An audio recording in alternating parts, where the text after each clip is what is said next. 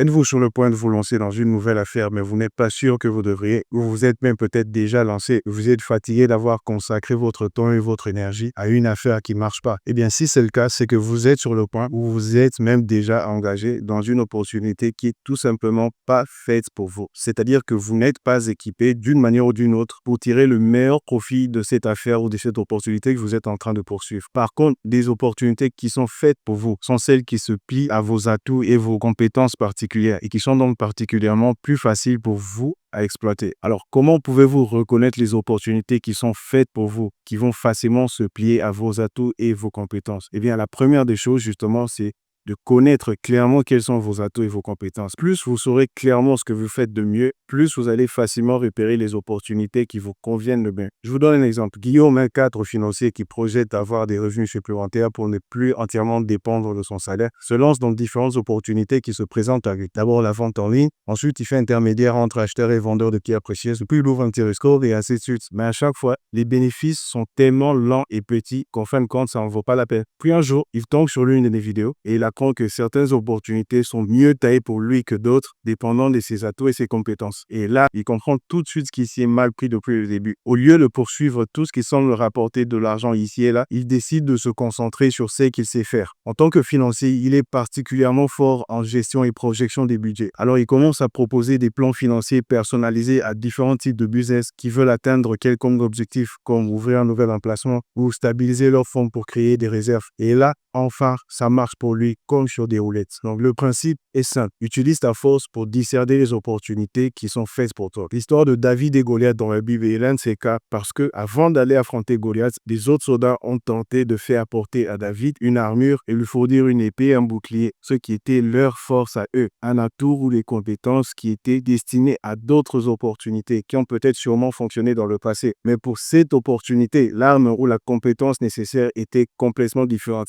Il n'y avait qu'une seule personne qui avait la compétence ou les atouts nécessaires pour cette opportunité. Mais après avoir mis tout ça, David a rapidement senti qu'il allait perdre s'il y allait avec les mêmes méthodes que tout le monde utilisait. Alors, il s'est débarrassé de tout ça, l'armure, l'épée et tout. Il s'est dit, vous savez quoi, laissez-moi y aller avec ma lance-pierre, c'est avec ça que je suis bon. De la même façon, vous devez oublier toutes ces idées de business ou opportunités que les gens vous en mettent et trouver votre lance-pierre. Cette compétence ou cet atout dans lequel vous êtes le meilleur, une fois que vous l'avez, vous saurez reconnaître les opportunités qui vous conviennent le mieux et utiliser cela pour atteindre votre indépendance financière. Voilà, c'est tout pour aujourd'hui. Pour plus de vidéos sur comment améliorer votre approche sur l'entrepreneuriat, abonnez-vous à la chaîne et cliquez sur la clochette à côté. On se revoit à la prochaine.